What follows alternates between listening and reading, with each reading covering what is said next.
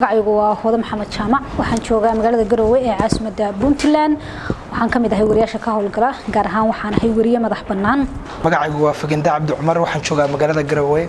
waxaan ahay agaasimaha TV-ga Sahal Cable gaar ahaan gobolka Nugaal magacaygu waa Samir Cabdi Cali waxaan ku suganahay magaalada Garowe caasimadda Puntland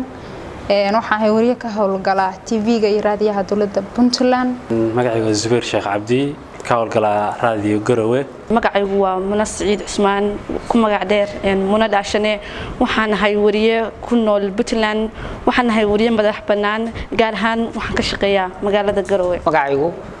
waa Cabdishakuur Muxidiin Cabdulqaadir ka socda raadiyo Darajir Garowe kuna sugan magaalada Garowe caasimadda Puntland waxyaabihii aan ka faa'iidnay waxa kamid ahaa in kasta oo dhamaantiisba uu aad u fiicnaayo oo wada saameynayay haddana waxaan rabaa inaan mid iyo labo aan halkan ku soo koobo horta buuggan aad arkaysaan waxa ku dhan 3 bari casharadii aan qaadanaynay taas waa ugu mahadcelinaynaa SJS oo iyagu nooga tagay de wax ma aragtay la taaban karo oo aan buuggii akhrisan karno casharadii oo dhameystiran halka flash iyo waxaas lagu keeni jiray ay ka gudbeen marka 3 bari oo noo socday waxaan ka faa'iidnay arrimo dhowr oo ay kamid yihiin xorriyadda sharciyada sheegaya xorriyadda haday noqoto dastuurka Soomaaliya Puntland iyo waliba caalamka ka soo qeexaya in wariyuhu soo bandhigo wararka sheekooyinka warbixinada isagoo uu damaanad qaaday dastuurku soo wax u dhigayo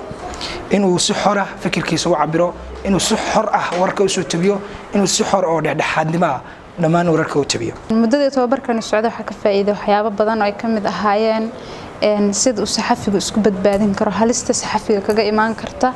goobaha uu shaqooyinka ka haya ama wararka uu ka soo tabinayo goobahaas oo ay kamid yihiin goobaha colaadaha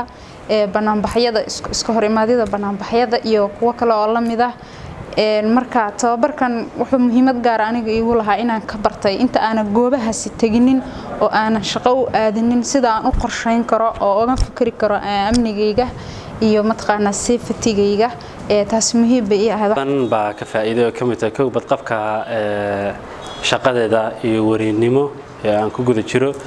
waxyaalahan kale oo ka faa'iido waxa kamid ah badqabka aaladaha baraha bulshada tababarkan inta socday waxaan ka faa'iiday waxyaalo badan oo ay kamid yihiin xuriyatul qowlka sidoo kale waxaan fahmay security management sida maxaan ku raadaa loo manage gareeyo security-yada maxaan ku raadaaye maadaama aan nahay wariyaal oo isticmaala social media waxaan ka faa'iidnay badbaadinta nafta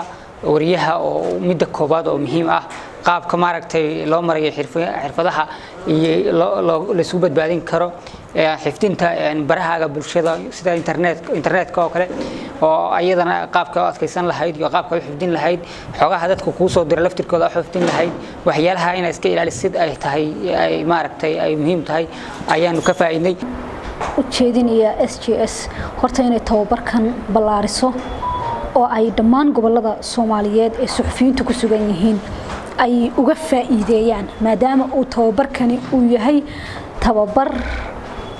maaragtay quseeya suxufiga naftiisa wax badan oo risk u keenayana uu ka hortagayo marka waxaan ugu baaqayaa inay tababarkan ballaariyaan gobolada Soomaaliya dhammaan meelaha ay suxufiyiintu joogaan ay uga faa'iideeyaan suxufiyiinta Soomaaliyeedna waxaan ugu baaqayaa in ay tababarkan ka faa'iideystaan oo waqtiga loogu talagalay ay qaataan xiisadaha si dhameystiran oo ay u soo xaadiraan waqtiga ilaaliyaan inta bariya u socdana ay dhameystirtaan si gaar ah SJS waxaan ugu hambalyeeynayaa habka ay u wado tababarada ay siinayso wariyaasha Soomaaliyeed haday noqdaan Soomaaliya haday noqdaan magaalada Muqdisho iyo dhammaan gobolada oo dhan sidoo kale waxaan ku boorinayaa in ay tagaan gobolada aan wali tagin oo Boosaaso ka mid tahay iyo dhammaan magaalada Galkacyo sidoo kale intii ay karaan awood u yeesha ugu baaqo in ay macno soo kordhiyaan tababarka badbaadada saxafiga ama sidoo wariyuhu u badbaadin karo naftiisa sidoo kalena ay geeyaan goobo badan oo ama gobolada oo kale iyo degmooyinka Puntland si mataqaanaa wariyaashu ay wax badan uga bartaan tababarkan wuxuu ahaa mid aan hamuun badan u qabnay baaqa ujeedinaya waxa weeye in ay laba jibaaraan markastana ay sare u qaadaan tababarka wariyaasha taas oo ah habka kaliya ee wariyaasha shaqada ku sii wadan karaan oo iyada oo la waafaqayo sharciyada dadka Soomaaliyeed marka waxaan ka codsanayaa kana rajeynayaa inay tababaradaasi wariyaasha Soomaaliyeed meel kasta ay joogaan ay waxa weeye u badiyaan SGS waxaan baaq u dirayaa ama baaq u soo jeedinayaa in ay wariyaasha Soomaaliyeed ay uga faa'iideeyaan tababarada noocan oo kale ah wariyaasha ku nool gobolada Soomaaliya gaar ahaan uma badna SGS waxaan maleynaya waa markii labaad ay timaado Puntland waxaan ku baaqayaa ama waxaan ku raadaa baaq ugu dirayaa in ay gaarsiiyaan gobolada idil oo Soomaaliya SGS waxaan si gaar ah ugu soo jeedinayaa anigu inay noo soo noqdaan oo Puntland ay maaragtay marar badan ku soo noqdaan inta badan ururada saxaafadda heer federaal Muqdisho ayay ku egyihiin anagu waxaan oran lahayn noo soo noqda way ka mahad celinayna tababarada farada badnaa ee garow ka qabateen oo meelaha garduwan ka qabateen soo qurux badan baa noo bartay waxay ahaayeen tababar aan ahayn danaysi wuxuu ahaa tababar caadi cilmi noo faa'iideysay wariyaashuna ay difaac fiican ka heleen waxaan rajaynaynaa inaad marar badan noo soo noqotaan suxufiyiinta Soomaaliyeedna waxaan leenahay guul baa inuu rajaynayaa inaad dadaalka iyo maarta dhexdhexaadnimada iyo maaragtay aad ka qayb qaadataan warajaynaya oo ina ku milmin danaha gaarka